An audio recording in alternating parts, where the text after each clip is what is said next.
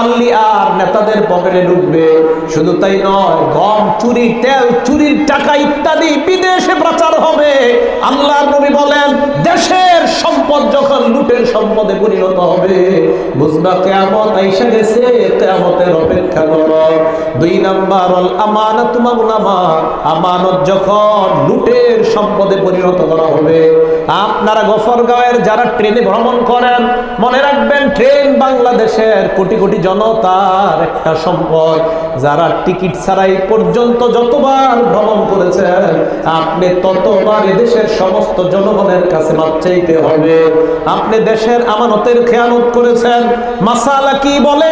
এই জন্য আপনার জ্ঞান অনুযায়ী যতবার এই পর্যন্ত রেল বিনা টিকিটে ভ্রমণ করেছেন, ওই পরিমাণ টিকিট কিনা টিকিট স্টেশনে ছিঁড়ে ফেলে দিতে হবে, অন্যথায় কিন্তু আল্লাহর কাছে মাপ পাওয়া যাবে না। মনে রাখবেন, ট্রেন এটা রাষ্ট্রীয় সম্পদ। এই রাষ্ট্রীয় সম্পদ আমানত।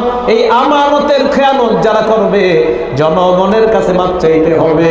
তাহলে ট্রেনের মধ্যে আমরা টিকিট ছাড়া যদি ভ্রমণ করি, এই জন্য যদি আমাদের মাপ চাইতে হয়, তাহলে টিকিট ছাড়া ভ্রমণ করলে যদি জনগণের কাছে মাপ চাইতে হয়, আর দেশের হাজার হাজার টাকা যারা মারবে, তারাও হাজার হাজার জনগণের সামনে টেলিভিশনের মাধ্যমে কানে ধরে ক্ষমা চাওয়া দরকার। আর জনগণ যদি মাপ না করে কখনো মাপ হবে না। 2 নাম্বার, ওয়াল আমানাতু মাগনামা, আল্লাহর নবী বলেন আমানত যখন লুটের মালে পরিণত করা হবে। 3 নাম্বার, ওয়াজ যাকাতু মাগরামা, যাকাত ঋণ মনে করা হবে। মানুষ যাকাত দেওয়াটা মনে করবে আমার উপর একটা বোঝা। মাদ্রাসায় যাকাত দিবে না, অর্থহীন যারা তাদেরকে যাকাত দিবে না। আপন বোনটা না খায়া ঘুমায়, ওই বোনটাকে যাকাত দেয় না। আপন ভাইটা না খায়া মরে, তাকে যাকাত দেয় না। যাকাত দিবে কিভাবে? ক্যামেরার সামনে দাঁড়াবে, দাঁড়ানোর পর 20 জনকে সিরিয়ালে দাঁড় করাবে, 160 টাকা দামের লুঙ্গি আর শাড়ি দিয়া ক্যামেরার সামনে ছবি তুইলা পেপারে আসার জন্য যাকাত দিবে। কোটি কোটি টাকার যাকাত এই সামান্য শাড়ি আর লুঙ্গির মাধ্যমে আদায় হয় না। আল্লাহর কসম, নবী বলেন যাকাত দেওয়াটাকে যারা জরিমানা মনে করবে, বুঝতে হবে কিয়ামত আইসা গেছে, কিয়ামতের অপেক্ষা করো। আল্লাহর কোরআন বলে, ইয়াউমা ইউহমা আলাইহা ফি নারি জাহান্নাম ফাতুকওয়া বিহা জিবাহুহুম ওয়া জুনুবুহুম ওয়া যুহুরুহুম। কিয়ামতের ময়দানে যারা যাকাত দেয় নাই, এই যাকাত না দাতা যারা, তাদের সম্পদগুলা আল্লাহ পাক রব্বুল আলামিন এক জায়গায় স্তূপ করবে। জমা করার পর এই সম্পদগুলাকে আল্লাহ গলাবেন, গলানোর পর এই সম্পদ দিয়া লন্ড্রি বানাবেন। কি বানাবেন? লন্ড্রি। কি বানাবেন? লন্ড্রি ছিলেন, লন্ড্রি ছিলেন, স্ত্রী স্ত্রী। এই লন্ডি বানানোর পর আল্লাহ বলেন ফাতুকুয়া বিহা জিবাহুহুম, তার কপালে সেক দেওয়া হবে, ওয়া জুনুবুহুম ওয়া যুহুরুহুম, তার পাশে এবং পিঠে সেক দেওয়া হবে। হাযা মা কানাসতুম লিআনফুসিকুম ফাযুকু মা কুনতুম তাকনিজুন। এরপর তাকে বলা হবে, নাও নাও, এটা তোমার খাবার। আরেক হাদিসে নবী বলেন, কিয়ামতের ময়দানে যাকাত যারা দেয় নাই, সাপ একটা পা থেকে পেঁচাইতে পেঁচাইতে গলার সামনে আইসা পেঁচ দিয়া তার নাকের সামনে যাবে। নাকের সামনে যাওয়ার পর সাপটা এইভাবে ফানা ধরবে আর বলবে, আনা কানজুকা আনা মালুক, আমি তোমার মাল, আমি তোমার সঞ্চিত সম্পদ। দুনিয়াতে যাকাত কেন দেও নাই? আজকে এই জন্য তোমাকে সাপ হয়ে খাইতে আসলাম। আল্লাহর নবী বলেন, যাকাত যারা জরিমানা মনে করবে, বুঝবা কিয়ামত আইসা গেছে, কিয়ামতের অপেক্ষা করো। যাকাত দাতা যারা আছেন, অতীতের যাকাত যারা আদায় করেন নাই, ভালো করে মনে রাখবেন ওই বকেয়া যাকাতগুলো আদায় করা লাগবে, অন্যথায় আল্লাহর কাছে জবাবদিহিতা করা লাগবে। তাহলে 1 নাম্বার, যদি যুদ্ধলব্ধ মাল রাষ্ট্রীয় সম্পদে পরিণত করা হয়, বুঝতে হবে কিয়ামত আইসা গেছে। 2 নাম্বার, ওয়াল আমানাতু মাগনামা, আমানত যদি লুটের মালে পরিণত করা হয়, বুঝতে হবে কিয়ামত আইসা গেছে। 3 নাম্বার, ওয়াজ যাকাতু মাগরামা, যাকাত দেওয়াকে জরিমানা মনে করলে বুঝতে হবে কিয়ামত আইসা গেছে। 4 নাম্বার, ওয়া তুল্লিমা লিগাইরিদ্দিন, মানুষ এলমে দিন শিক্ষা করবে বদ্দিন প্রচার করার জন্য, মানুষ কোরআন হাদিস শিখবে ইসলামের বিরুদ্ধে কথা বলার জন্য। এমন এমন দালাল মৌজুরি পাবেন, হাজার হাজার আলেম কয় ওটা হারাম, ওটা হারাম, ওটা হারাম, দুই চারজন মৌলবী কয় ওটা হালাল। কোন হারামকে যদি কোনো মাওলানা কয় হালাল, ওই মৌলবী হবে সরকারের দালাল। যেই কোনো দেশে যেই কোনো সরকারের শিরকের পক্ষে যদি কোনো আলেম কথা বলে, যেই কোনো দেশে যেই কোনো সরকারের শিরকের পক্ষে যদি কোনো আলেম কথা বলে, নিঃসন্দেহ ওই আলেম দালাল, কোনো সন্দেহ নাই। যেই কোনো দেশে যেই কোনো সরকারের শিরকের পক্ষে যদি কথা বলে।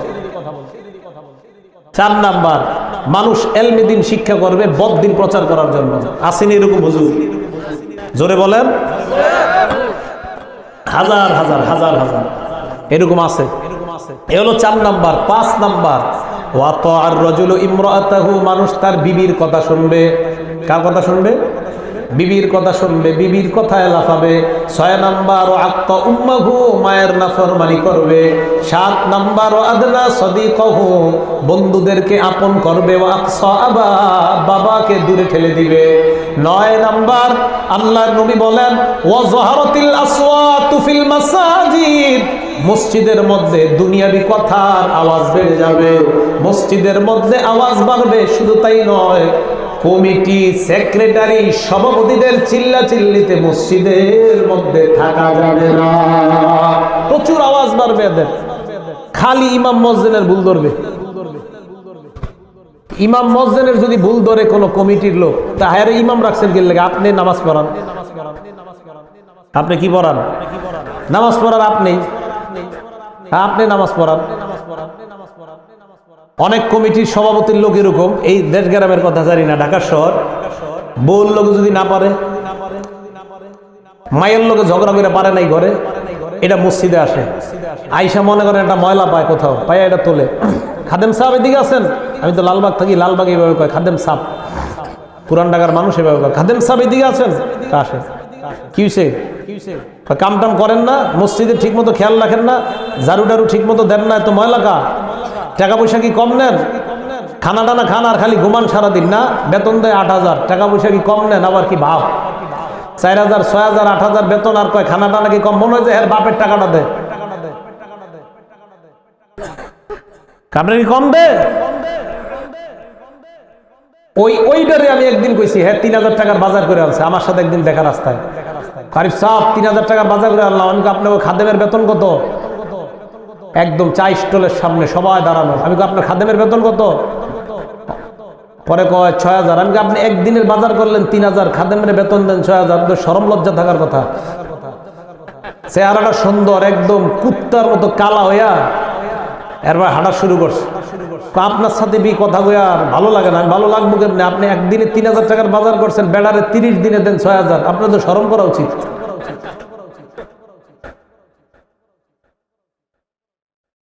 নবীজি বলেন 9 নাম্বার, মসজিদের মধ্যে আওয়াজ বেড়ে যাবে।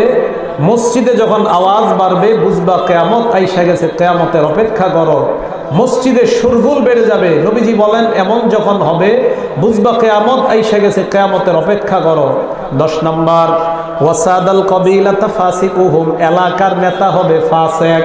আল্লাহর নবী কয় নেতা যখন ফাসিক হয় বুঝবা কিয়ামত আইসা গেছে, কিয়ামতের অপেক্ষা করো। 11 নাম্বার, ওয়া কানা যাইমাল কওমি আফজালুহুম, আল্লাহর নবী কয় তোমরা সবচাইতে নিকৃষ্ট মানুষটাকে নেতা বানাইবা। জনগণ যখন নিকৃষ্ট মানুষকে নেতা বানায় বুঝবা কিয়ামত আইসা গেছে, কিয়ামতের অপেক্ষা করো। 12 নাম্বার, আল্লাহর নবী বলেন ওয়া উকরিমার রাজুলু মাখাফাতা শাররিহি, মানুষ অন্যকে সম্মান করবে অস্ত্রের ভয়ে, শ্রদ্ধায় কেউ কাউকে সম্মান করবে না। অস্ত্রের ভয়ে সম্মান করবে, শ্রদ্ধায় সম্মান করবে না। হাফিজি হুজুর যদি আপনাদের এলাকায় আসে, অস্ত্রের ভয়ে সম্মান করবেন নাকি শ্রদ্ধায়? আর কিছু কিছু মানুষ আছে এমন পাওয়ারের কারণে তাদেরকে মানুষ শ্রদ্ধা করে।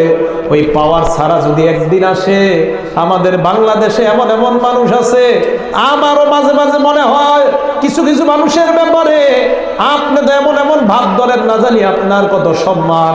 একদিন আপনি পাওয়ার ছাড়া এসে দেখেন, আমি না জনগণ লাইট থাইয়া পুকুরে ফেলাইতে দেরি হবে না।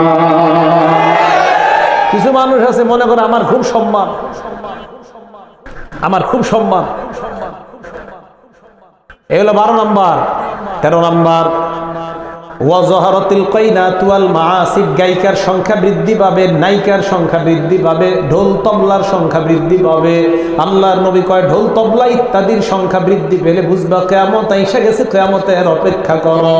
14 নাম্বার, ওয়াশুরিবাতিল খুমুর, মদ পান বৃদ্ধি পাবে, মানুষ মাদকতার নেশায় ভুগবে, ইয়াবা সেবন করবে, বাবা সেবন করবে, সিগারেট খাবে, মানুষ প্রচুর পরিমাণ ধূমপান করবে। এই ধূমপান অন্তর্ভুক্ত। 15 নাম্বার, ওয়ালানা আখিরু হাযিহিল উম্মাহ ওয়ালাহা, শেষ জামানার মানুষগুলা আগের জামানার মানুষদেরকে গালি দিবে, নতুন করে নাবির উপর হাত বাঁধা শিখবে, ইমাম আবু হানিফারে গালি দিবে, নামাজে আমিন জোরে বলা শিখবে, ইমাম আবু হানিফারে গালি দিবে। এই জাতীয় মানুষ আশেপাশে তালাশ করলে পাবে। নতুন কইরা মোবাইলে হাদিস পড়ছে, মসজিদে আইসা ইমামের ভুল ধরে কয় আপনি নাবির নিচে হাত বাঁধেন কেন, আপনার নামাজ হবে না। ইমাম আবু হানিফাকেও তারা ছাড়ে না। আল্লাহর নবী বলেন শেষ জামানার মানুষগুলা আগের জামানার আলেমদেরকে যখন গালি দেয় বুঝবা কিয়ামত এসে গেছে, কিয়ামতের অপেক্ষা করো। এই হলো 15টা আলামত। আল্লাহর নবী বলেন ইদাক্তারাবাতিজ জামান, কিয়ামত যখন নিকটবর্তী হবে, লাম তাকাদরু ইয়াল মুমিনি তাকযিব, ঈমানদারের স্বপ্ন মিথ্যা হবে না। ঈমানদার যা দেখবে সব আল্লাহ সত্যে পরিণত করবে।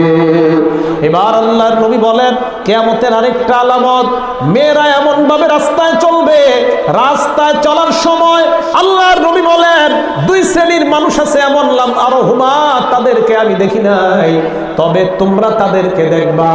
একটা হলো ওই মানুষগুলা যারা গরুর লেজের মতো রাস্তায় লাঠি নিয়ে হাঁটবে, রাতের আধারে মানুষের উপর অত্যাচার করবে। এদেরকে আপনারা দেখেন না, আমরা দেখি রাতের বেলা। ট্রাক ড্রাইভারের উপর আক্রমণ করে অন্যায়ভাবে, রিক্সা চালক ভ্যান চালকের উপর অন্যায়ভাবে আক্রমণ করে। আল্লাহর নবী বলেন গরুর লেজের মতো লাঠি নিয়ে একদল মানুষ ঘুরবে, আর এরা মানুষের উপর অন্যায়ভাবে আক্রমণ করবে। আল্লাহর নবী বলেন এই খবিশগুলা বাসায় আসবে, আল্লাহর অভিশাপ নিয়ে তারা বাসায় আসবে। আরেক শ্রেণীর কথা নবী বলেন কাসিয়াত আরিয়াত, একদল নারী হবে এমন যেই নারীগুলা পোশাক পরার পরেও তারা উলঙ্গ। সাহাবারা কয় হুজুর পোশাক পরলে আবার কিভাবে উলঙ্গ হয়? আল্লাহর নবী বলেন এমন পোশাক পরবে যেই পোশাক পরার পর মাইলাত মুমিলাত, এই পোশাক দিয়ে অন্যকে আকৃষ্ট করবে, নিজেও অন্যের দিকে আকৃষ্ট হবে। নবী বলেন এরা কেমন? রুউসুহুন্না কাসনিমাতিল বুখতিল মাইলা, উটের কুঁজ যেমন থাকে এই নারীদের চুলগুলা স্ট্রেট করবে, পার্লারে গিয়ে চুলগুলাকে এমন উটের কুঁজের মতো বানাবে। আল্লাহর নবী বলেন এই জাতীয় জামানা যখন আসবে বুঝবা কিয়ামত আইসা গেছে, কিয়ামতের অপেক্ষা করো। এবার আপনারা বলেন যেই কথাগুলা বললাম এই কথাগুলা কি আসবে নাকি এসে গেছে? আল্লাহর নবী বলেন এই ইমাম মাহদি গোলাম আহমদ কাদিয়ানী সহ বুয়েটের একজন ছাত্র সহ দাবি করছে আমি হলাম ইমাম মাহদি। আল্লাহর নবী কয় মাহদির বড় আলামত, মাহদি কখনো বলবে না আমি ইমাম মাহদি। এই হাদিস দ্বারা বোঝা যায় কোন বান্দাবাজ যদি প্রমাণ করে আর দাবি করে আমি ইমাম মাহদি, ওইটা বাটপার, এতে কোনো সন্দেহ নাই। আমি ইমাম মাহদি, এটা ইমাম মাহদি জীবনে বলবে না। নবীজি বলেন ইমাম মাহদির বাবার নাম হবে আব্দুল্লাহ, ইমাম মাহদির মায়ের নাম হবে আমেনা। সুবহানাল্লাহ। ইমাম মাহদির মা আমার মায়ের নামে হবে, ইমাম মাহদির বাবা আমার বাবার নামে হবে। ইমাম মাহদি বলবে না আমি ইমাম মাহদি। যুগের হক্কানি উলামায়ে কেরাম কাবা চত্বরের পাশে তাকে খুঁজে বের করে জোর করে বলবে আমরা ইমাম মাহদি, তখন ইমাম মাহদি স্বীকার করবে হ্যাঁ আমি ইমাম মাহদি। এই হাদিস দ্বারা বোঝা যায় গোলাম আহমদ কাদিয়ানী সহ যত বড় বড় বাটপাররা দাবি করছে আমি ইমাম মাহদি, নবী বলছে ইমাম মাহদি কোনোদিন বলবে না আমি ইমাম মাহদি। এর মানে কেউ যদি বলে আমি ইমাম মাহদি এটা বাটপার। আমি ইমাম মাহদি, এটা বললে কি প্রমাণ হবে বলেন তো? এটা বাটপার। তো রাসূল করিম সাল্লাল্লাহু আলাইহি ওয়াসাল্লাম বলে দিলেন ওয়া খুরুজুল মাহদি, ইমাম মাহদি আসবে দুনিয়াতে। ইমাম মাহদি আসার পর দুনিয়ার মধ্যে উনি রাজত্ব করবেন, আলেম উলামারা তার নেতৃত্ব গ্রহণ করবে। ইমাম মাহদির উত্তরসূরি হয়ে উলামায়ে কেরাম এবার দেশের মধ্যে জিহাদ পরিচালনা করবেন। ইমাম মাহদি আসার পর সবাই যখন তার সাথে থাকবে দেশের অবস্থা খুব ভালো হবে। এক পর্যায়ে ইমাম মাহদি বাইতুল মুকাদ্দাসে আসরের নামাজের সময় হয়ে যাবে। হঠাৎ আসরের নামাজের সময় কে যেন বাইতুল মুকাদ্দাসের ছাদের উপর আইসা নামবে। সবাই দৌড়ায় যাবে বাইতুল মুকাদ্দাসের ছাদের উপর। যাওয়ার পর দেখবে আল্লাহর পয়গম্বর ঈসা এসে বাইতুল মুকাদ্দাসের ছাদের উপর নেমে যায়। হযরতে ঈসা এইভাবে ভর করে বাইতুল মুকাদ্দাসের ছাদে নামবে। নামার পর ইমাম মাহদি আর হযরতে ঈসা দুজন একসাথে হাত মিলাবে। অন্য দিক দিয়ে নবী বলেন খুরুজুদ দাজ্জাল, দাজ্জাল নামে একজন আগে এসে যাবে। এই দাজ্জাল কোথায়? নবীর সাহাবা তামিম দারি রাদিয়াল্লাহু তাআলা আনহু বলেন, আমি 30 জন এক কাফেলা নিয়ে জাহাজের মধ্যে উঠলাম। জাহাজে ওঠার পর জাহাজ চলতে চলতে হঠাৎ আমরা একটা বাতাসের মধ্যে গিয়ে পড়লাম। ওই বাতাস আমাদের জাহাজ ঘুরায়। জাহাজ ঘুরানোর পর সবাই আমরা অচেতন হয়ে গেলাম। অচেতন হওয়ার পর যখন আমাদের হুঁশ ফিরে আসছে, হুঁশ ফিরে আসার পর এবার আমরা তাকায় দেখলাম একটা দ্বীপের মধ্যে আমরা দাঁড়ায় আছি। ওই দ্বীপের মধ্যে আমরা নামলাম। নামার পর দেখলাম একটা প্রাণী বিশাল বড়। ওই প্রাণীটা মানুষের মতো কথা কয়। আমাদেরকে ডাক দিয়ে কয়, কোত্থেকে আসছো? আমরা জবাব দিলাম আমরা মদিনা থেকে আসছি। প্রাণী আমাদেরকে কয়, যাও যাও ভিতরে যাও। আমরা 30 জনের কাফেলা ভিতরে গেলাম। ভিতরে যাওয়ার পর দেখলাম দীর্ঘকায় একটা কে যেন শিকলের মধ্যে বাঁধা, শরীরে পশমগুলা প্রাণীর পশমের মতো শিকল দিয়ে বাঁধা, বারবার ছুটতে চায়। তার কপালের মধ্যে এইভাবে কাফার, কাফের শব্দটা লেখা। একটা চোখ কানা আর একটা চোখ দেখা যায়। ওই শিকলওয়ালা লোকটা তাদেরকে ডাক দিয়ে কয়, কোত্থেকে আসছো তোমরা? কয় আমরা মদিনা থেকে আসলাম। এবার ওই লোকটা কয়, মদিনার মুহাম্মদ কি আমার কথা বলে নাই? তামিম দারি কয়, আপনার কি পরিচয়? শিকলের মধ্যে বাঁধা লোকটা কয়, আমি হলাম দাজ্জাল। মুহাম্মদ কি আমার কথা তোমাদেরকে বলে নাই? কয় হ্যাঁ হ্যাঁ বলছে। এবার দাজ্জাল কয়, যাও যাও জানা দাও আমার দুনিয়াতে আবির্ভাব হতে আর বেশি দিন বাকি নাই। এই কথার পর তামিম দারি বলেন, আমরা সবাই আবার জাহাজে উঠলাম। জাহাজে উঠার পর জাহাজ আবার কিছুক্ষণ চলার পর আগের মতো একটা ঝড় আসছে। ওই ঝড় আসার পর আবার আমরা হারিয়ে গেলাম। ওই দ্বীপ আর তালাশ করে পাই না। আবার দেখি আমরা আগের জায়গায় এসে গেছি। আমরা তাড়াতাড়ি মদিনায় আসলাম। আল্লাহর নবীকে বললাম, ইয়া রাসূলুল্লাহ, আপনার মুখে দাজ্জালের কথা শুনেছিলাম, বিশ্বাস করি নাই। আজকে সব চোখে দেখে আসলাম। আমরা সবাই কালিমা পড়ে মুসলমান হয়ে গেলাম। নবীজি কয়, কোন জায়গায় দেখছো? কোনসুর একটা দ্বীপে দেখছি। কয় তারপর? কয় দ্বীপের আগে একটা বাতাস আসছে, বাতাসে আমরা হারিয়ে গেলাম। আবার আরেকটা বাতাসে আবার এই পাশে আমাদেরকে নিয়ে আসছে। বাতাসের মাঝে আমাদের কি হয়েছে এটা আর তালাশ করে পাই না। এই জন্য ওই দ্বীপের ব্যাপারে বলতে পারে না দ্বীপটা কোথায়। এটা আল্লাহর একটা ইচ্ছা। আল্লাহর নবী বলেন, দাজ্জাল দুনিয়াতে আসবে। আসার পর দাজ্জাল পুরা দুনিয়ার মধ্যে কয়দিন থাকবে? একটা বর্ণনা দ্বারা বোঝা যায় 40 দিন। কয়দিন? কয়দিন? প্রথম দিনটা হবে 1 বছরের সমান। কয় বছর? দ্বিতীয় দিনটা হবে 1 মাসের সমান। তৃতীয় দিনটা হবে 7 দিনের সমান। বাকি 37 দিন হবে একদিন একদিন করে 37 দিন। মোট কয়দিন হবে? সাহাবারা বললেন, ইয়া রাসূলুল্লাহ, ওই 40 দিন আমরা নামাজ পড়বো কিভাবে মুসলমানরা? রাত যদি না হয়, নবী কয় সময় দেখা দেখা নামাজ আদায় করা লাগবে।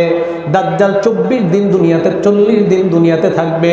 প্রথম দিনটা হবে 1 বছরের সমান, 2 নাম্বার দিনটা হবে 1 মাসের সমান, 3 নাম্বার দিনটা হবে 1 সপ্তাহের সমান, বাকি দিনগুলো হবে দিনের মতো। আল্লাহর নবী বলেন, দাজ্জাল দুনিয়ার এমন কোনো জায়গা নাই যেই জায়গার মধ্যে যাবে না। বিশ্বাস করেন, আপনাদের এই মাঠে আসবে, এই জায়গায় দাজ্জাল আসবে, এমন কোনো জায়গা নাই যেই জায়গায় দাজ্জাল যাবে না। শুধুমাত্র মক্কা মদিনায় দাজ্জাল ঢুকতে পারবে না। পুরা দুনিয়ায় দাজ্জাল হ্রাস করতে করতে এক পর্যায়ে যেই কোনো জায়গায় যাবে, খোদার কসম গফরগাঁওয়ে আসবে, আসার পর কৃষকের কাছে যাবে, যাওয়ার পর বলবে, কৃষক বলো তোমার এই খেতে ফসল দেয় কে? কৃষক বলবে, কেন এই কথা জানতে চাও? দাজ্জাল কয় ফসল দেয় কে বলো? কৃষক কয় আল্লাহ। এবার দাজ্জাল কয় আল্লাহকে বলো তোমার খেতে ফসল দেওয়ার জন্য। কৃষক বলবে আল্লাহ ফসল দাও।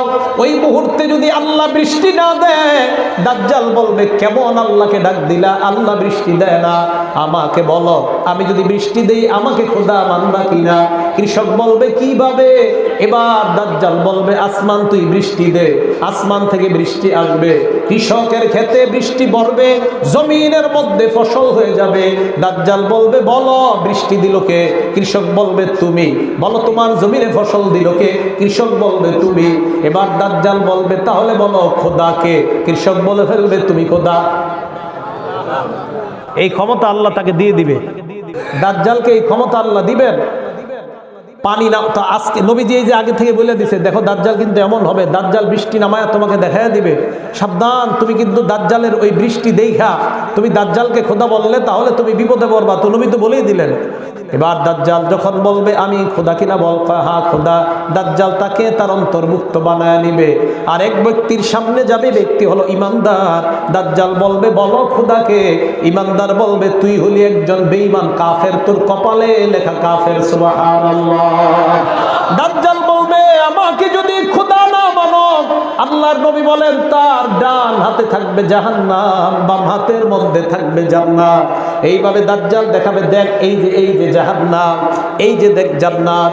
এই দেখানোর পর দাজ্জাল বলবে আমাকে খোদা যদি না মানো আমার জাহান্নামে ফেলাবো, খোদা মানলে আমার জান্নাত দিতে পারি আমি।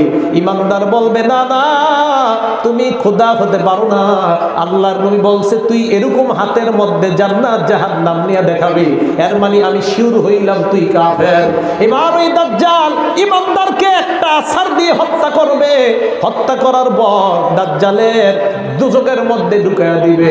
আল্লাহর নবী বলেন সাবধান আমার উম্মত, ভয় পাওয়ার কিছু নাই।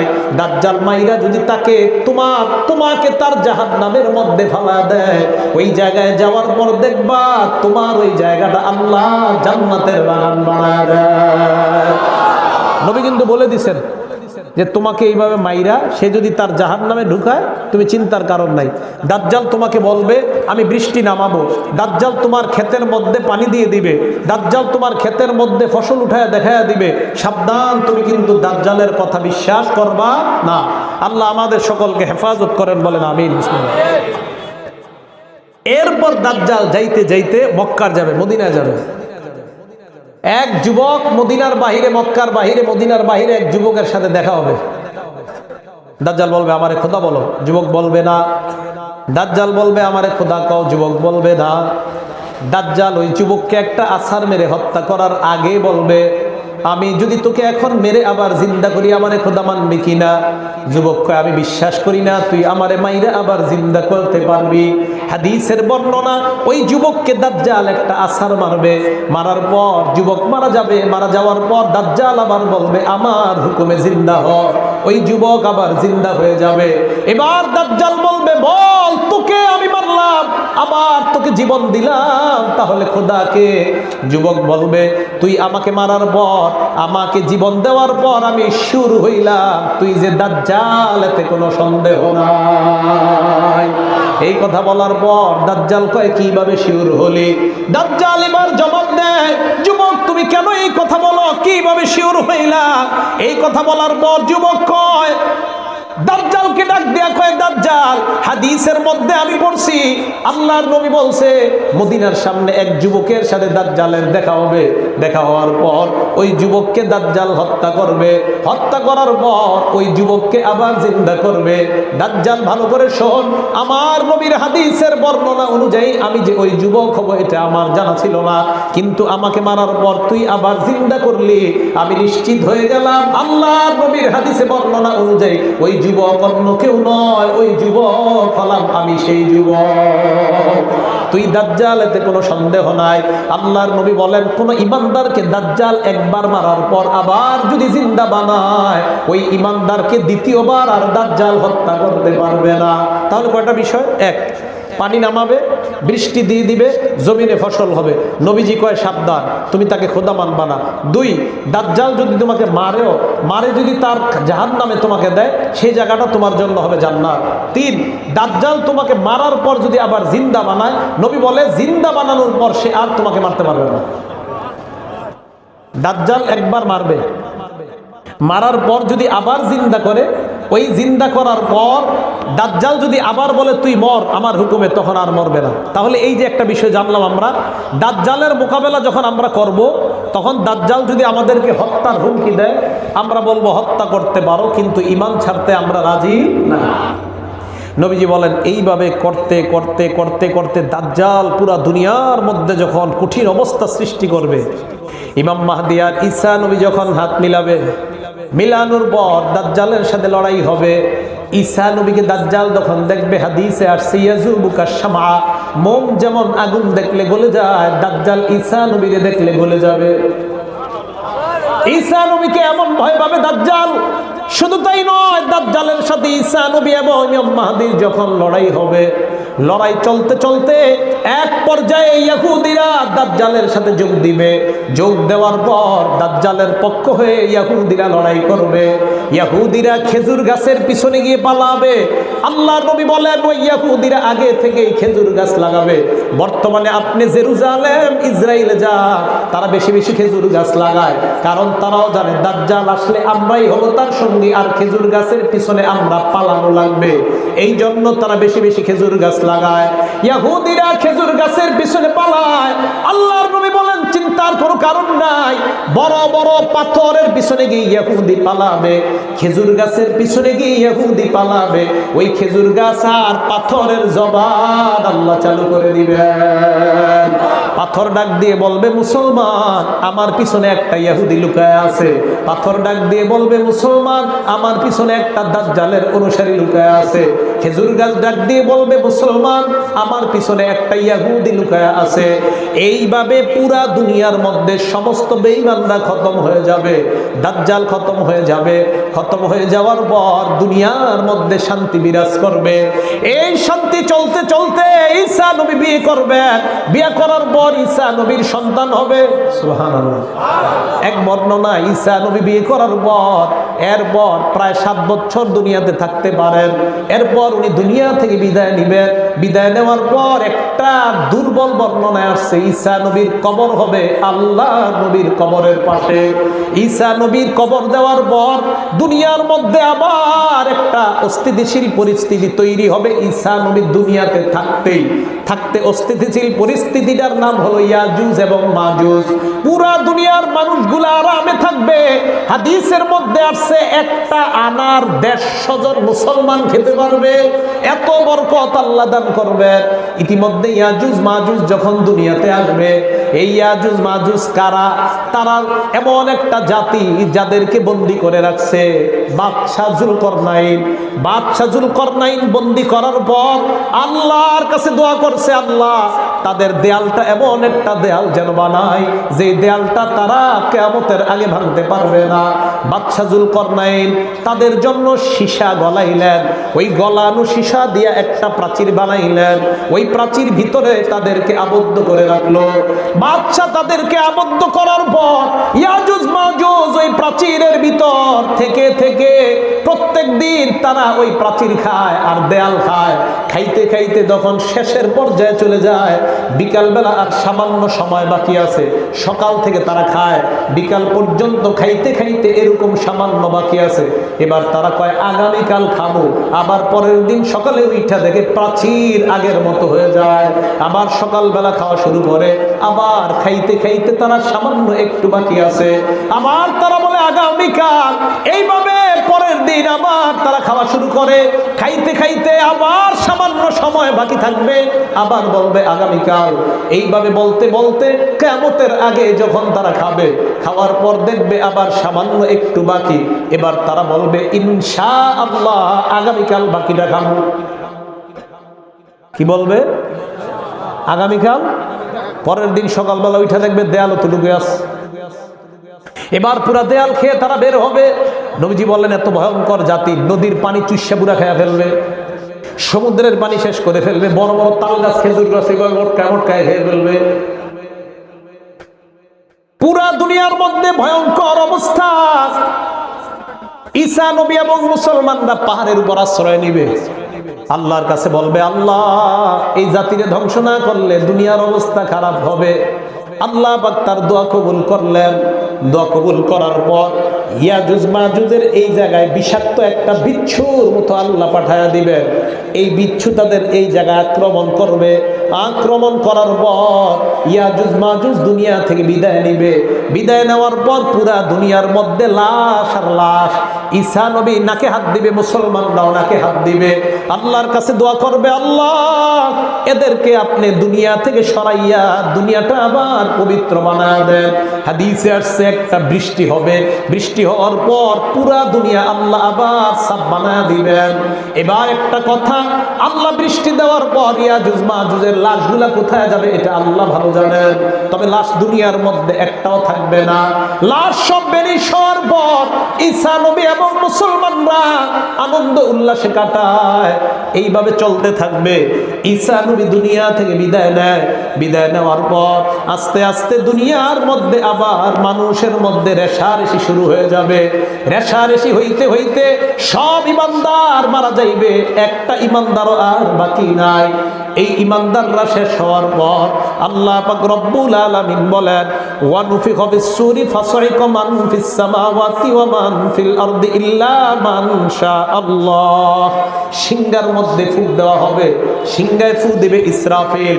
এক কিতাবে আসছে ইসরাফিল যে সিংহাটা নিয়ে বসে আছে ওই সিংহার ছিদ্র কি পরিমাণ, তাফসীরের কিতাবে আসছে কিয়ামত পর্যন্ত যত মানুষ আল্লাহ বানাবেন এই পরিমাণ ছিদ্র ওই সিংহায় আল্লাহ দিয়ে দিয়েছে। ইসরাফিল সিংহা নিয়ে বসা, আল্লাহর হুকুমের অপেক্ষা আছে। হঠাৎ আল্লাহ বলবে সিংহায় ফু দাও। ইসরাফিল আলাইহিস সালাতু ওয়াস সালাম সিংহায় ফু দিবে। সিংহায় ফু দেওয়ার পর আল্লাহ পাক রব্বুল আলামিন বলেন এলাকার অবস্থা এমন হবে, আল্লাহ বলেন ইদাস সামাউন ফাতারাত ওয়া ইদাল কাওয়াকিবু ইনতাসারাত ওয়া ইদাল বিহারু ফুজ্জিরাত ওয়া ইদাল কুবুর বুসিরাত। আকাশ চৌচির হয়ে যাবে, জমিন উদ্বেলিত হতে থাকবে। এক বর্ণনায় সিংহায় ফু হবে তিনটা। প্রথম ফুয়ের পর দুনিয়ার মানুষগুলা মারা যাবে। মানুষগুলা মারা যাওয়ার অবস্থা কি হবে? কৃষক তার কাজে যাবে, বাথরুমে মানুষ বাথরুম করতে যাবে, কেউ খাবারের লোকমা মুখে দিবে, কেউ তার বাচ্চাকে দুধ পান করাইতে থাকবে, কেউ তার বাচ্চার মুখের মধ্যে খাবার দিতে থাকবে। ওই মুহূর্তে সুন্দর একটা বাঁশির আওয়াজ আসবে। ওই আওয়াজটা বাথরুমে যিনি আছে তার কানে আসবে, বলবে বাঁশির আওয়াজটা শুই নাই বাথরুম থেকে বের হই। কৃষক যিনি কাজ করবে উনিও বলবে এই আওয়াজ, এত সুন্দর আওয়াজ থুইয়া আমি বাড়ির মধ্যে যাব না, আওয়াজটা আমি আগে শুনতে থাকি। প্রত্যেকটা মানুষ ওই বাঁশির আওয়াজ মনোযোগ দিয়ে শুনবে। হঠাৎ এটা ভয়ঙ্কর রূপ ধারণ করবে। ওই ভয়ঙ্কর রূপ ধারণ করার পর কেউ বুক ফাইটা মারা যাবে, কেউ কান ফাইটা মারা যাবে, কেউ এমন অবস্থা হবে প্রত্যেকে প্রত্যেকের অবস্থায় মারা যাবে। বাসের ড্রাইভার, কন্ট্রাক্টর, হেল্পার, প্যাসেঞ্জার গুলা ওই অবস্থায় মারা যাবে। যে যে যার অবস্থায় মারা যাবে। এই মারা যাওয়ার পর ইসরাফিল আর একটা ফু দিবে। ওই ফু দেওয়ার পর জমিন ধ্বংস, আসমান সব ধ্বংস হয়ে যাবে। সব কিছু ধ্বংস হওয়ার পর এক পর্যায়ে আল্লাহ পাক রব্বুল আলামিন ইসরাফিলকে 3 নাম্বার ফু দেওয়ার জন্য বলবে। এবার ইসরাফিল তৃতীয় ফু দিবেন।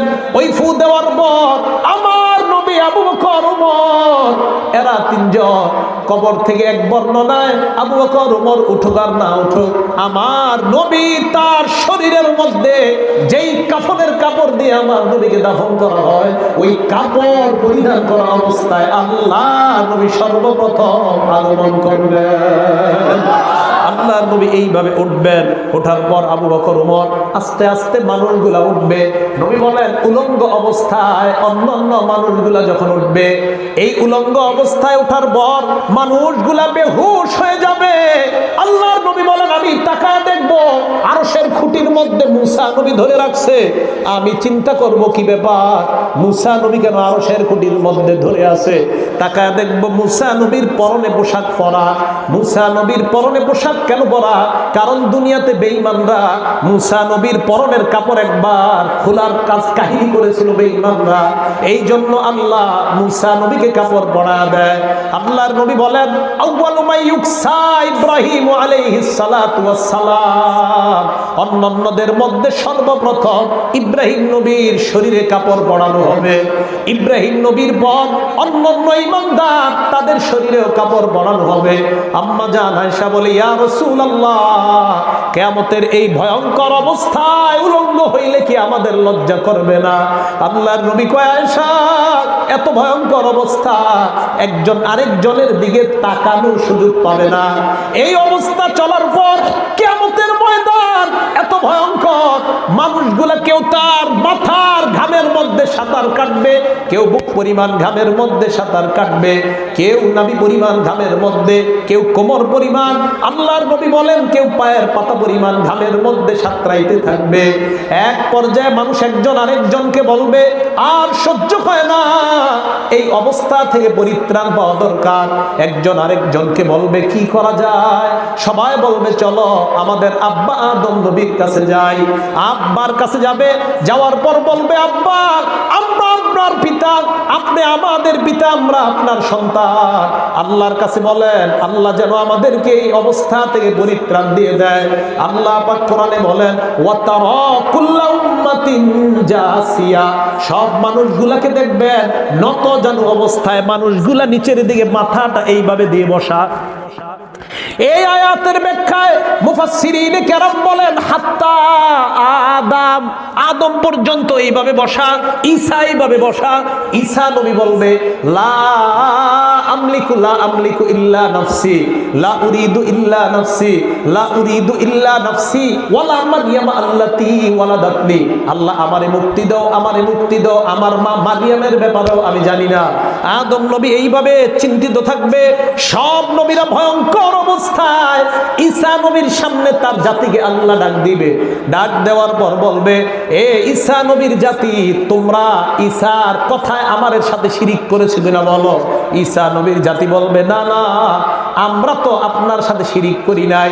আরেক বর্ণনায় ঈসা নবীর জাতি বলবে আল্লাহ ঈসাই আমগরে বলছে সব অপরাধ করার জন্য। আরেক বর্ণনায় আল্লাহ বলবেন ঈসা কি তোমারে সত্য কথা পৌঁছায় নাই? জাতি বলবে আল্লাহ না, পৌঁছায় নাই। ঈসা নবীর মাথার চুলগুলা লম্বা হয়ে যাবে। তাফসীরের কিতাবে আসছে চুলগুলা খাড়া হয়ে যাবে ঈসা নবীর। ঈসা নবী বলবে সর্বনাশ, আমি তাদেরকে দাওয়াত দিলাম, এরা কয় আমি নাকি তাদেরকে দাওয়াত দেই নাই। আল্লাহ বলবেন ঈসা আপনি যে দাওয়াত দিবেন প্রমাণ আছে কিনা? ঈসা নবী বলবে হ্যাঁ আল্লাহ প্রমাণ আছে। কে প্রমাণ? ঈসা নবী বলবে আখির জামানার পয়গম্বরের উম্মত, এরাই হলো আমার প্রমাণ। আল্লাহ এদেরকে ডাক দেন, এরা আপনার সামনে প্রমাণ পেশ করবে। নূহ নবীর জাতিকে ডাকবে, ডাক দিয়ে বলবে মাত্র ৮০ থেকে ৮২ জন মানুষ মুসলমান হইলা, নূহ নবী কি তোমাদেরকে দাওয়াত দেয় নাই? এরা বলবে না আল্লাহ ভালো করে দাওয়াত দেয় নাই। আল্লাহ বলবে কি ব্যাপার নূহ পয়গম্বর, আপনি কেন তাদেরকে দাওয়াত দেন নাই? বুখারীর বর্ণনা ইউজাউ বিকওমিন, এক সম্প্রদায়কে নূহ নবীর সামনে আনা হবে, আনার পর তাদেরকে প্রশ্ন করা হবে, তোমরা কি তাদের সামনে এই কথাগুলার জবাব দিতে পারবা? ঈসা নবীও বলবে আমার সাক্ষী হলো আখির জামানার উম্মত, নূহ নবী বলবে আমার সাক্ষী আখির জামানার উম্মত। এই কথা বলার পর আল্লাহ যখন আখির জামানার মানুষগুলাকে ডাকবেন, ডাকার পর বলবেন ঈসার পক্ষে তোমরা সাক্ষী দাও কিনা? মানুষগুলা বলবে আল্লাহ ঈসা নবীর পক্ষে আমরা সাক্ষী দিয়ে দিলাম। এবার ঈসা নবীর জাতি, নূহ নবীর জাতি বলবে আল্লাহ এদের সাক্ষী আমরা মানি না। আল্লাহ বলবে কেন? ওই জাতি বলবে আল্লাহ এই মানুষগুলা আমাদের পরে দুনিয়াতে আসছে, এরা আমাদের বিরুদ্ধে কিভাবে সাক্ষী দেয়? আল্লাহ বলবে কথা তো ঠিক। এবার আল্লাহ আমাদেরকে বলবেন তোমরা যে সত্যবাদী এটার কি প্রমাণ? এই উম্মত বলবে আল্লাহ আমাদের প্রমাণ হলেন আমাদের নবী মুহাম্মদ সাল্লাল্লাহু আলাইহি ওয়াসাল্লাম। এবার আল্লাহর নবীকে আল্লাহ ডাকবেন, ডাক দেওয়ার পর বলবে আপনার উম্মত যা বলছে কথা সত্য কিনা? আল্লাহর নবী জবাব দিবে আল্লাহ আমি আপনার কোরআনের মাধ্যমে হাদিসের মাধ্যমে আমার উম্মতকে জানায়া দিছিলাম, আমার উম্মত তাই ঈসা নবী আর নূহ নবীর পক্ষে সাক্ষী দিছে, আমি নবী আমার উম্মতের সাক্ষী হয়ে গেলাম। এইভাবে কিয়ামতের ময়দানে সবাই ভয়ঙ্কর পেরেশানির মধ্যে থাকবে। তো মানুষগুলো একজন আরেকজনকে বলবে চল আদম নবীর কাছে যাই। আদম নবীর কাছে যায়, যাওয়ার পর বলবে আনতা আবুনা আদম, আপনি আমাদের আব্বা আদম, আমাদের জন্য আল্লাহর কাছে সুপারিশ করেন। আদম নবী বলবে না না, আল্লাহ আমাকে জান্নাতের মধ্যে থাকতে দিয়েছিলেন, আসকানানি ফিল জান্নাহ, আল্লাহ বলছে জান্নাতে থাকো। এরপর আল্লাহ আমাকে বলেছিলেন তোমরা জান্নাতের মধ্যে সব খাইবা, তবে ওয়ালা তাকরাবা হাযিহিশ শাজারা, এই গাছের কাছেও তোমরা যেও না। আদম নবী বলবেন আমি গাছের ফল খেয়েছিলাম, আল্লাহ যদি আজকে আমাকে বলে কেন খাইলা, আমার কোনো জবাব নাই। এক কাজ করো, তোমরা শরীয়তের প্রথম নবী নূহ নবীর কাছে যাও। নূহ নবীকে শরীয়তের প্রথম নবী কেন বলা হয়? নূহ নবীর আগে দুনিয়ার মধ্যে শিরিক হয় নাই, তাই শরীয়তের প্রয়োজন হয় নাই। শিরিক দুনিয়াতে শুরু হয়েছে, শরীয়তের প্রয়োজনীয়তা দেখা দিয়েছে। খুব ভালো করে শুনলেন, শিরিক দেখা দিয়েছে, শরীয়ত দরকার হয়েছে। শিরিক দেখা দেয় নাই, শরীয়ত দরকার হয় নাই। শিরিক দেখা দেয়, শরীয়ত দরকার হয়। এর মানে বোঝা যায় শিরিক খতম করার একমাত্র উপায় শরীয়ত। আর শরীয়ত অনুযায়ী যদি মুসলমান চলে তাহলে ওই মুসলমানের স্বীকার করতে হবে আমি খাঁটি মুসলমান তখন হব যদি আমি শিরিক বর্জন করতে পারি, আমি যদি হালালকে হালাল বলি, আমি যদি হারামকে হারাম বলি, আমি যদি কারো চাপের মধ্যে পড়েও ওই সময় আমি বলতে হবে এটা হালাল ওইটা হারাম, আমার মুখে অস্ত্র চালাও, এরপরে আমি হালালকে হালাল বলবো, হারামকে হারাম বলবো, প্রয়োজনে আমার জীবন দিতে হবে, এরপরেও হারামকে হালাল বলার কোনো সুযোগ নাই। এটার নাম হলো শরীয়ত। ঈসা নূহ নবীর আগে দুনিয়াতে শিরিক নাই, শরীয়তের প্রয়োজন দেখা দেয় নাই। নূহ নবীর কাছে যাও, যাওয়ার পর বলবা, নূহ নবীর কাছে সবাই যাবে, যাওয়ার পর বলবে আপনি শরীয়তের প্রথম নবী, আল্লাহর কাছে সুপারিশ করেন, আমরা যেই অবস্থায় আছি আর সহ্য হয় না। নূহ নবী বলবে না না, আমি দুনিয়ার মধ্যে আমার জাতির বিরুদ্ধে বদদোয়া করেছিলাম, আল্লাহ যদি আজকে বলে কেন জাতির বিরুদ্ধে বদদোয়া করলা, আমি কি জবাব দিব? তোমরা এক কাজ করো, ইব্রাহিম নবীর কাছে যাও। সব মানুষগুলা ইব্রাহিম নবীর কাছে যায়, যাওয়ার পর বলবে ইব্রাহিম পয়গম্বর আপনি হলেন জাতির পিতা। কিসের পিতা? আস্তে গা, হ্যাঁ, ইব্রাহিম নবী আপনি জাতির পিতা, মুসলিম জাতির পিতা, আমাদের জন্য আল্লাহর কাছে সুপারিশ করেন, এই অবস্থা থেকে যেন আল্লাহ পরিত্রাণ দিয়ে দেয়। ইব্রাহিম নবী বলবে কাযাবতু সালাসা কাযিবাত, দুনিয়ায় আমি 3 জায়গায় উলট পালট করে ফেলেছিলাম। 1 নাম্বার, আমাকে জনগণ বলছে মেলায় চলো, আমি বলেছিলাম ইন্নী সাকিম, আমি মানসিক অসুস্থ, আসলে আমি অসুস্থ ছিলাম না। মুফাসসিরিনে কেরাম বলেন ইব্রাহিম নবীর অসুস্থতা এটা প্রমাণিত, এটাও একটা অসুস্থতা। কেউ যদি আপনাকে গানে যাইতে বলে, আপনি যদি বলেন আমি অসুস্থ, এটা মানসিক অসুস্থতা, তবে ইব্রাহিম নবীর মনে হবে এই কথাটা আমার বলা ঠিক হয় নাই। 2 নাম্বার, আমি আমার সুন্দরী সুন্দরী বিবি নিয়ে মিশরের বাদশা সিনান ইবনে ইলওয়ান, এই সিনান ইবনে ইলওয়ানের সামনে পড়েছিলাম। ওই সিনান ইবনে ইলওয়ান আমার বিবিকে প্রশ্ন করেছিল, এটা তোমার কি হয়? আমি আমার বিবিকে শিখাইয়া দিয়েছিলাম, তুই বলবি তুই আমার বোন, তুই আমার বিবি, এই কথাটা বলবি না। আল্লাহ যদি আমারে কয় তোমার বিবিরে কেন বোন বানাইছিলা, আমার কোনো জবাব নাই। 3 নাম্বার, ইব্রাহিম নবী বলবে আমি সব মূর্তি ভাঙ্গা, সব মূর্তি ভাঙ্গা, সব মূর্তি ভাঙ্গা, সব মূর্তি ভাঙ্গা বড়টার কাঁধে ঝুলাইয়া দিছি কুড়াল। ওই কুড়াল রাখার পর সবাই এসে আমারে বলছে কে বানছে, সবগুলারে কে বানছে? ইব্রাহিম নবী কয় আমি বলেছিলাম বড়টা, আসলে বানছি আমি। কে বানছে? আমি। তবে কোরআনের ব্যাখ্যা এই জায়গায় করলে আপনারা বুঝতেন ইব্রাহিম নবীর কথা সব ঠিক আছে। তো যেহেতু আমাদের বিষয় এটা না, এই জন্য বললাম না। এটা বললে আদম নবীরও কোনো ভুল নাই, নূহ নবীরও কোনো ভুল নাই, ইব্রাহিম নবীর কোনো ভুল নাই, কিন্তু ওনাদের কাছে মনে হবে এটাই মনে হয় আমার অপরাধ। কিন্তু আসলে কোরআন হাদিস প্রমাণ করে এটা ওনাদের কোনো অপরাধ হয় নাই। ইব্রাহিম নবী বলবে এই 3 কারণে আল্লাহ আমাকে ধরলে কোনো জবাব নাই। এক কাজ করো, তোমরা মুসা নবীর কাছে যাও। সব মানুষগুলা মুসা নবীর কাছে যায়, পাওয়ারি নবী। মুসা নবীর কাছে যায় বলবে মুসা পয়গম্বর, আনতা কালিমুল্লাহ ইসতাফাকাল্লাহু বিরিসালাতিহি ওয়া বিকালামি। আল্লাহ আপনাকে নবুয়ত দান করেছে, পাশাপাশি আপনার সাথে কথা বলতেন। আজকে আপনি আমাদের পক্ষ হয়ে আল্লাহর সাথে কথা বলেন।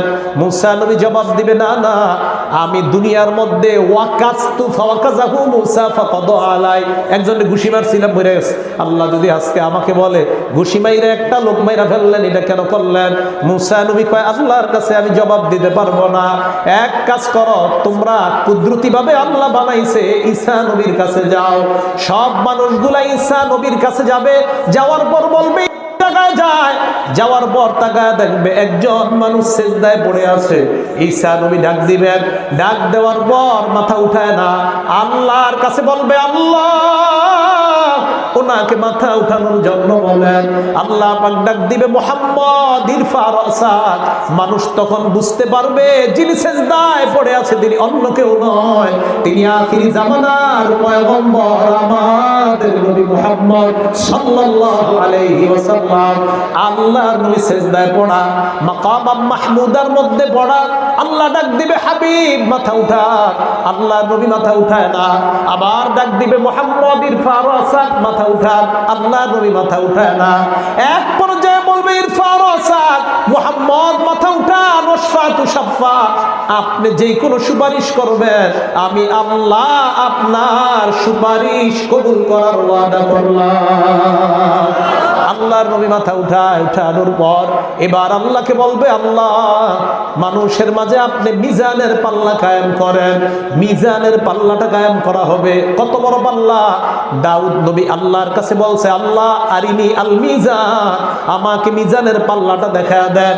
দাউদ নবীকে আল্লাহ মিজানের পাল্লা দেখায়, দেখানোর পর ফাউমিয়া আলাইহি, দাউদ নবী বেহুশ হয়ে গেছে।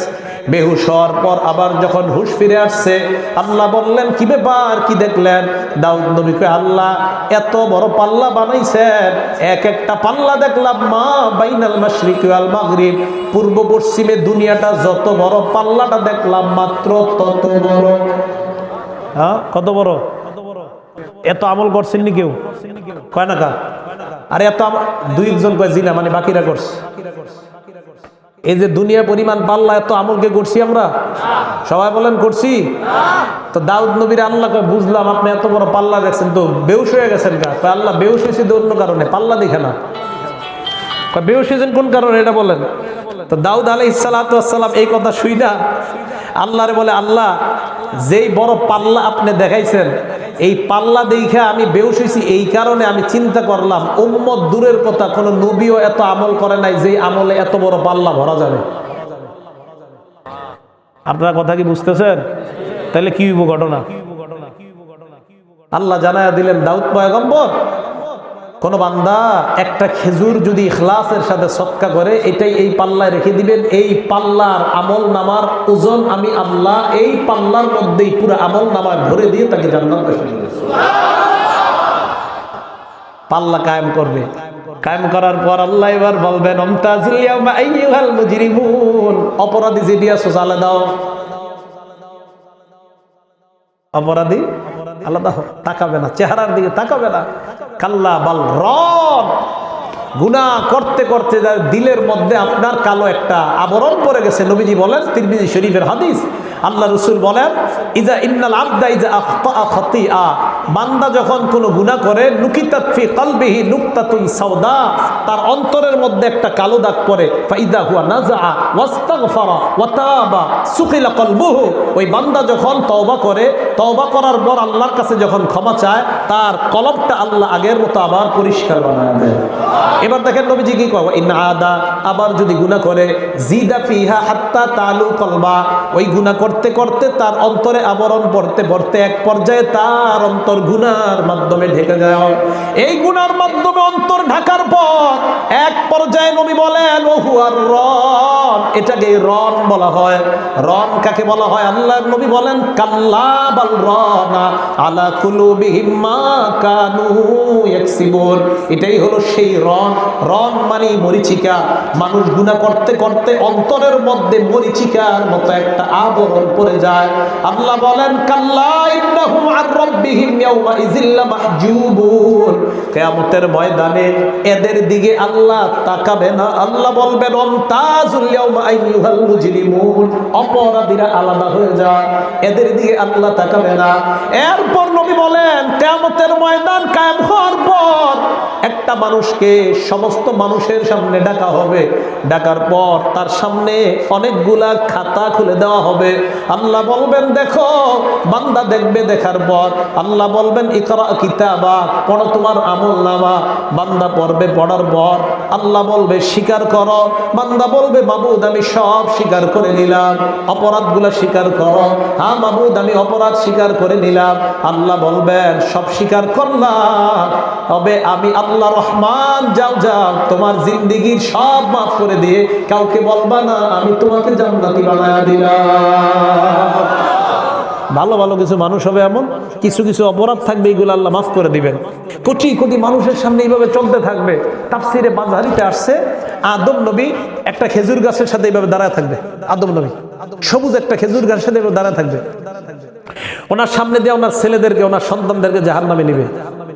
এই নবীর উম্মত যখন জাহান্নামে নিবে, বক্তা নেই, আদম আলাইহিস সালাতু ওয়াস সালাম, এই নবীর উম্মত যখন জাহান্নামে নিবে, আদম আলাইহিস সালাতু ওয়াস সালাম তখন আমাদের নবীকে ডাক দিবে, ডাক দিয়ে বলবে, মুহাম্মদ, আমার সন্তান মুহাম্মদ, তুমি কোথায়? এদিকে আসো।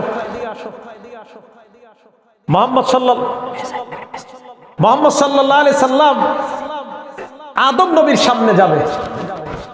আদম নবীর সামনে যাওয়ার পর আদম নবীকে গিয়ে বলবে, আব্বা কেন ডাকছেন? কথাটা ভালো করে শোনেন। আদম নবী বলবে, আমার সন্তান মুহাম্মদ, এদিকে আসো। মুহাম্মদ সাল্লাল্লাহু আলাইহি সাল্লাম যাওয়ার পর বলবে, আব্বা কেন ডাকছেন? শব্দটা বুঝেন। আদম নবী কি বলবে? ছেলে। আর ছেলে কি বলবে? আব্বা। বলেন, আদম নবী কি বলবে? ছেলে। ছেলে কি বলবে? আচ্ছা, ছেলের কথা বাদ দেন, বাবা আদম রে আল্লাহ কি দিয়ে বানাইছে আমরা জানি? কয় না? সবাই বলেন, আদম রে আল্লাহ কি দিয়ে বানাইছে? এই ব্যাপারে কিন্তু সবাই একমত। আদম রে কি দিয়ে বানাইছে? মাটির তৈরি। আদম বাপে তার ছেলেরে কয়, মুহাম্মদ এই দিকে আসো। নূরের তৈরি ছেলে গিয়া কয়, আব্বা কেন ডাকছেন? হ্যাঁ, নূরের তৈরি ছেলে। আদম মাটির তৈরি, ছেলেও নূরের তৈরি নাকি? আদম মাটির তৈরি, ছেলে মাটির তৈরি। মাটির তৈরি হইলে সম্মান, নূরের তৈরি হইলে নবীর সম্মান হয় না। আল্লাহ নবী যাবেন, যাওয়ার পর বলবেন, আব্বা কেন ডাকছেন? আদম নবী বলবে, তোমার উম্মতকে আমার সামনে দিয়ে জাহান্নামে নেয়, তাই তাদেরকে থামাইলাম, একটু দেখো না কথা বইলা কিছু করা যায় কিনা। আল্লাহর নবী উম্মতের সামনে ফেরেশতাদেরকে বলবে, এ ফেরেশতাদের দল, আমার উম্মতকে আবার আমার সামনে পাল্লায় ওজন দাও। ফেরেশতারা বলবে, না না, এটা তো বেইনসাফি কথা, এটা সঠিক কথা না, জাহান্নামী ফয়সালা হয়েছে, তাই জাহান্নামে নিয়ে রওনা করলাম। আল্লাহর নবী বলবে, দাও না আবার আমার সামনে আরেকবার ওজন। ফেরেশতাদের সাথে নবীর তর্ক। আহারে, উম্মতকে কত মায়া করে আল্লাহর নবী, উম্মতের জন্য ফেরেশতার সাথে তর্ক করে।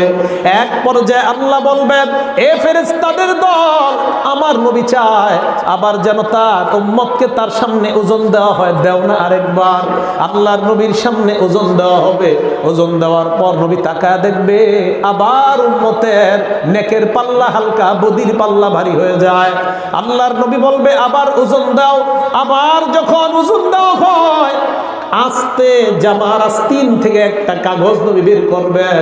ওই কাগজ বের করার পর ওই পাল্লার নেকির ওজনটার মধ্যে রেখে দেওয়া হয়। ফেরেশতারা তাকায় দেখবে নেকির পাল্লা ভারী হয়ে যায়। আল্লাহর নবী এই কাহিনী ঘটানোর পর ওই উম্মতকে যখন জান্নাত দেওয়া হয়, উম্মত কয় দাঁড়াও, ওনার সাথে একটু কথা বলা দরকার।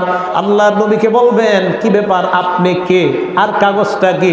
আল্লাহর নবী বলবেন আমি তোমার নবী মুহাম্মদ সাল্লাল্লাহু আলাইহি ওয়াসাল্লাম।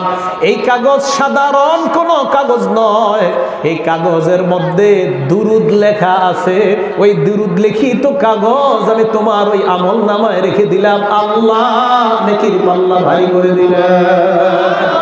এইভাবে কিয়ামতের ময়দানটায় আরেক দলকে আল্লাহ বলবেন, ওই মানুষগুলার হাতে আমল নামা দেওয়ার পর তারা বলবে ইয়া লাইতা ওয়াইলাতানা মা লিহাযাল কিতাব। আমল নামা দেখবে আর বলবে হায় হায় এই আমল নামার কি হয়। মা লিহাযাল কিতাব লা ইউগাদিরু সগীরাতা ওয়ালা কাবীরাতান ইল্লা আহসাহা। ছোট বড় কাউকে ছাড়ে না। এক পর্যায়ে ওই মানুষগুলাকে আল্লাহ পাক রব্বুল আলামিন, একটা মানুষ হবে এমন হাজার হাজার গুনাহের মোকাবেলায় মাত্র একটা নেক আমল করছে, ওই মানুষটা কিয়ামতের ময়দানে দৌড়ায়। যাইতে যাইতে হঠাৎ আর একজন বান্দার সাথে তার সাক্ষাৎ।